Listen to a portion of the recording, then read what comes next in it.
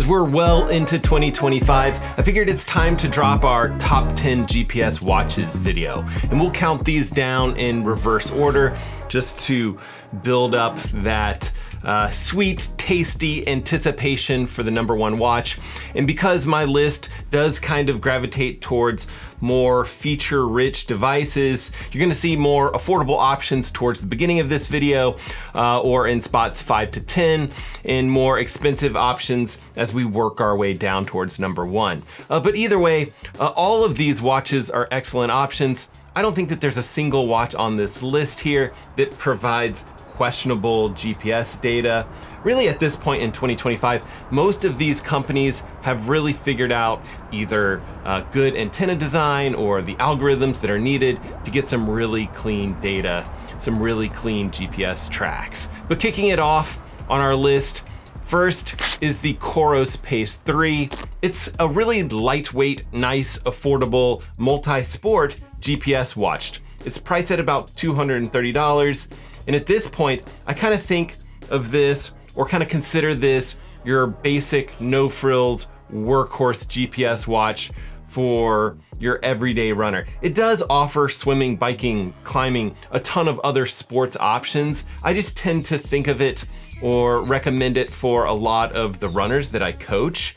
But it offers a really impressive battery life, and the GPS tracking is accurate as well. Overall, I'd say it has a nice, easy to use, user-friendly interface, and it's for anyone who wants a good budget-conscious GPS option.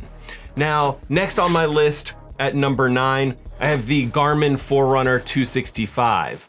And in reality, it could definitely be much higher up on this list. I'm putting it here because it does lack mapping, and for $450, I think in 2025, I expect some sort of basic mapping options on these watches.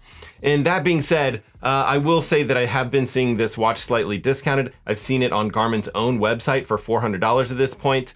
And if you don't need mapping and you still want a very functional swimming, biking, or running watch with an extremely vibrant AMOLED display, this 265 might be the perfect option for you. This is actually the watch that I recommended for my older brother, and as far as I know, he still seems to really like the watch. For me personally, I actually love Garmin's morning report that you have on this watch, and all of their detailed training metrics. I really like their training readiness score, for example.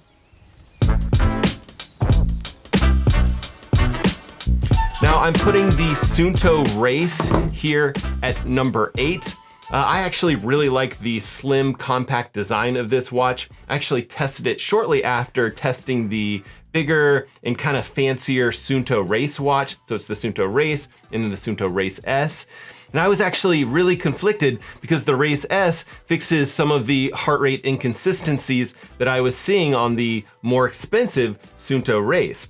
Anyway, I'm leaving the bigger Race off the list completely, and I'm putting the Race S on here, so you wouldn't need an additional chest strap just to make this watch work. And it is priced at $350, which I think is actually really good for what you're getting with this watch.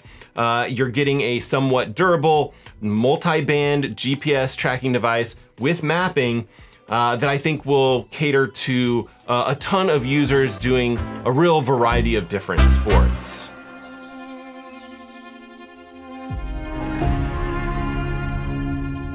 And then very similar to the Suunto Race S, I have the Coros Pace Pro at number 7, which also has mapping. It has dual band GPS and a ton of different sports mode. And this is a watch that I really have been impressed with when testing it. I actually found the GPS and heart rate data to be pretty solid. And overall, I think that there's just a ton of value for this watch, also at $350. And yes, I really do think that people are really gonna like the 1.3-inch AMOLED touchscreen over the older memory and pixel style displays in watches like the Coros Pace 3. And the battery life on this watch is still pretty solid. It can go up to 20 days if you leave it in this like raise to wake mode, or about a little over a week with the display set to always on.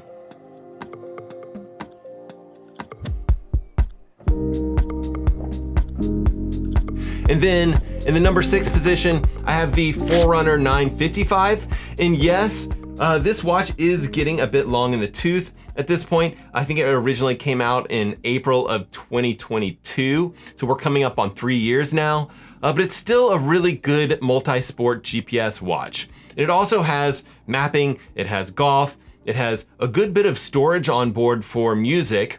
And because it has this memory and pixel display, the battery life on this watch is also phenomenal. You can expect about 2 weeks on a single charge, or you can go about 40 hours when tracking a GPS activity. And I think one of the main reasons to consider, this watch as opposed to some of Garmin's more new device or more modern devices would be that you want mapping, or you want golf, or you want some of the features that this watch provides, but you don't want to take a second mortgage out on your home to do it.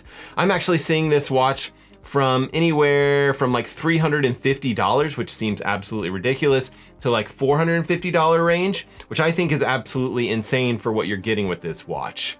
Now, I'm gonna speculate for a second, and I only speculate on stuff like this when I don't actually know anything, when I don't have any sort of insider information, so don't feel like I do. But I wonder if we're seeing some of these heavy discounts on some of these Forerunner devices because Garmin is about to drop, something like the Forerunner 975 or the 275. And again, I really don't have any sort of insider information, but it seems like we should be hearing some sort of updates from Garmin about some of these watches in the very near future.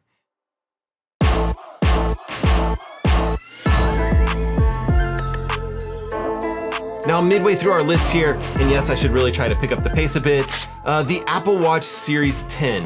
I think it's an excellent both health and fitness tracking device, and I'm actually seeing it discounted now starting at around $320 or so. But obviously, this watch is only gonna work for you if you are heavily into the whole Apple ecosystem. But this lightweight watch really does provide good, accurate GPS data and good heart rate data.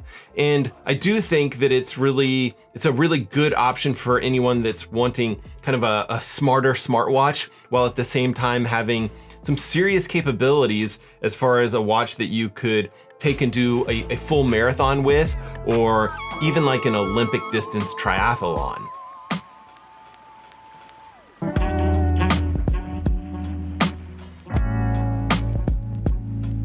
Now, as we get near and near the top of this list, we really are talking about some very, very nice watches here. But I really love how the Garmin Forerunner 965 looks with its super large AMOLED display. I actually do worry a little bit about scratching this watch, but it has mapping, it has golfing, it has onboard music, it has tons of advanced training metrics. It's always been one of the top triathlon watch options over the years, this 900 series has, and I'm currently seeing it ever so slightly discounted. It's normally about $600. I'm seeing it for $550. But it really has just about every possible Garmin metric available. That's things like their real-time stamina, it's got body battery tracking, training readiness, and just a ton of detailed performance analytics. And I think that people are really going to love looking at all of that stuff on this bright, vibrant 1.4-inch AMOLED display. Now at number 3, the Garmin epix Gen 2 Pro. I think it stands out because it's basically Garmin's top of the line watch with tons of high-end features, but top of the line from last year, not this year. And I actually think that the bright AMOLED display is something that people are really gonna be attracted to. But I also love that it has Garmin's latest heart rate sensor. It's the 5th generation of Garmin's Elevate heart rate sensor. And I love that it has a built-in flashlight. I think that's highly underrated. And I really do feel like once people start to use it, it's something that they're not gonna wanna give up.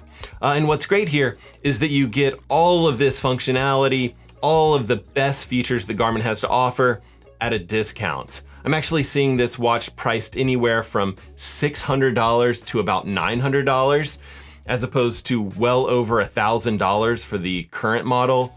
And I'm putting this here at number 3 because I think that it is a premium design and a ridiculous feature set, which I feel justified putting it amongst kind of the top contenders of the watches of 2025. And I do find myself recommending this watch to friends because it does everything at a discount, as long as you really don't need microphone, speaker, and dive capabilities that are on the Fenix 8.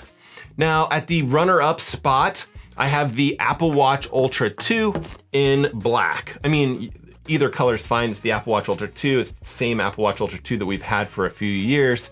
The black one is priced at about $800. You might be able to find a slight discount if you are willing to go for the bare titanium edition. But like a lot of the watches on this list, it's designed for extreme sports activities and outdoor adventures in your everyday like smartwatch needs. But it does have multi-band GPS, and it will go multi-day on a single battery charge. Although with anything Apple, I do feel like battery life is definitely not its strongest feature. I'd say it'll go about 2 or 3 days, whereas some of the Garmin watches can go 2 or 3 months.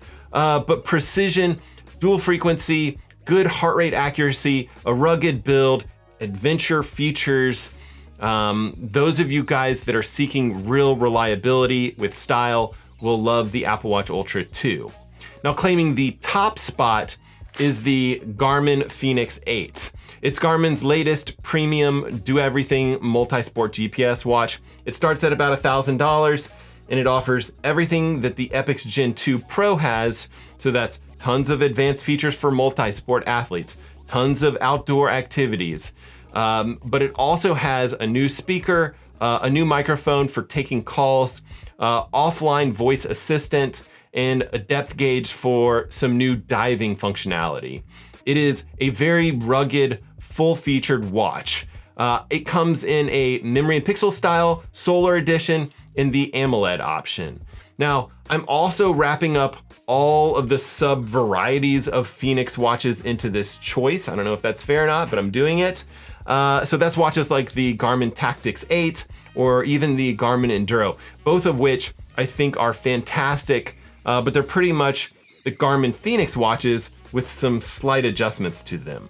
Now, I've mostly been wearing this AMOLED edition lately, and I actually think, at least for now, in early 2025, I think that it's the ultimate choice for serious athletes and outdoor enthusiasts. Now, if you need a bonus or like a number 11, a watch that didn't quite make it on this list, I'd probably have to put the Garmin Forerunner 165 on the list. Now, technically, it's not Garmin's cheapest GPS watch. Garmin makes a watch called the Forerunner 55, but I'd say that it's probably the most affordable GPS watch from Garmin that I would really recommend in 2025. I recommend that watch to a lot of runners. I recommend that watch to a lot of people that are trying to get into the sport and want a really nice looking watch. And I'm sure a lot of people that are watching this are gonna be accusing me of being a super Garmin fanboy, which I think is fair criticism. I did leave off the Instinct 3, which I recently reviewed. I think if people really do like that Casio G-Shock style design, I do think the Instinct 2 or maybe even the 2X is a great option at a discounted price. And then yes, I left off the Amazfit T-Rex 3, which, you know, absolutely could be quite high on this list as well. I just find that some of its like quirky ways of handling some of the data, in particular stuff like training readiness type scores or their VO2 max score, it kind of almost feels like they're just making up numbers at some point. And then I didn't put a single watch from Polar on this list. And again, you know, maybe that was a huge mistake, but at this point, I just feel like the Coros Pace Pro or that Suunto Race S offer a very similar watch at a slightly lower price.